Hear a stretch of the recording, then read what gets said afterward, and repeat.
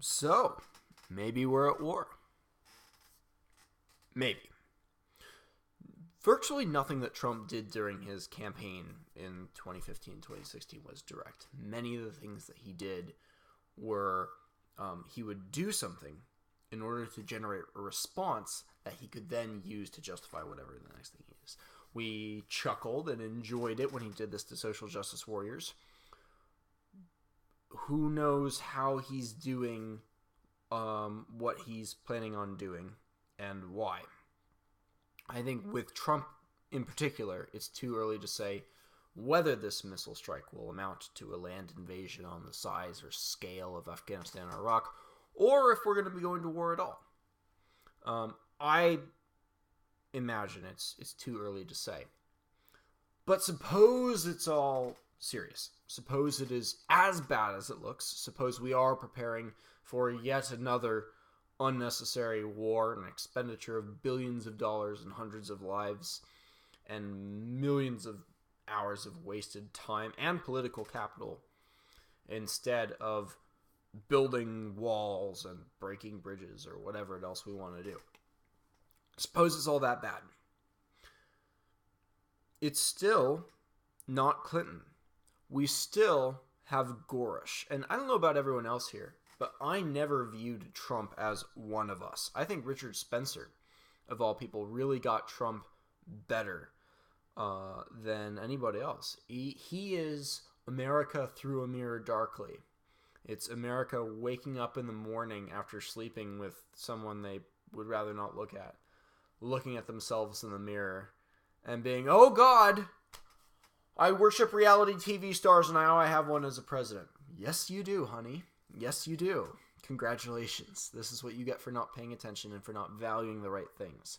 And for supporting social justice and vicious, nasty people who will just insult and malign their way to the top places. It's amusing that Jeb Bush pointed at Trump and said, you can't insult your way to the presidency. Trump gets to the presidency, just like that.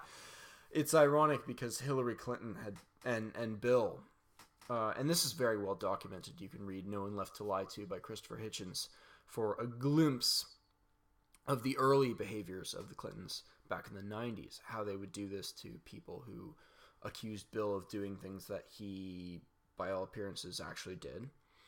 How he would, people forget this, Bill launched missiles into Africa. Anyone remember that? Bill launched missiles into Africa. Look it up sometime. What war was that a part of, by the way? Just a question. So in terms of precedents within the last few decades, I wouldn't chalk a bunch of missiles fired, as stupid and wasteful as that may be, up to the initiation of war. But third of all, and sort of going back to what I was saying before, Trump was never the answer. Trump was never going to make America great again. I did a video back in January of 2016 about why I supported Trump. And there was only one reason I thought that made Trump worth supporting. And that was the cultural precedent that he set. We are not where we are in the United States today as a result of 8 years of bad policy under Bush or Obama. We're not here where we are today as a result of 16 years of bad policy under Bush and Obama or Clinton or Reagan and everyone else. No.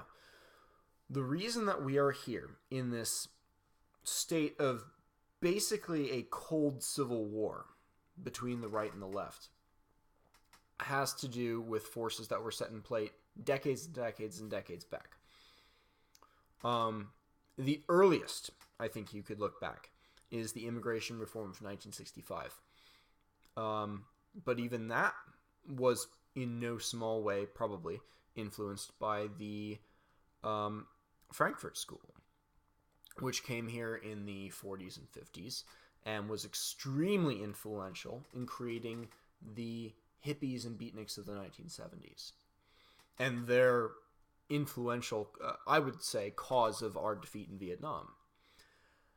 And even before that, you had Woodrow Wilson and FDR and all these other progressives who were fundamentally reshaping the way that American politics are done. And we're here, where we are today, for all of those reasons. Not because of Iraq, not because of Afghanistan, not even because of Vietnam or Obama or whoever you want to blame for this. We're here because of cultural forces that are far larger than any one person. And what Trump has done in eating up these vindictive flames of the SJWs and letting it feed his fire is far more valuable than any conflagration he participates in is detrimental to the United States, in my humble opinion. And let's not forget, a friend of mine reminded me today, Gorosh is getting confirmed soon, if he hasn't already been confirmed. I haven't been keeping very close tabs on it. That's going to outlast Trump himself. It's essentially a new Scalia on the board. What's not to love about that?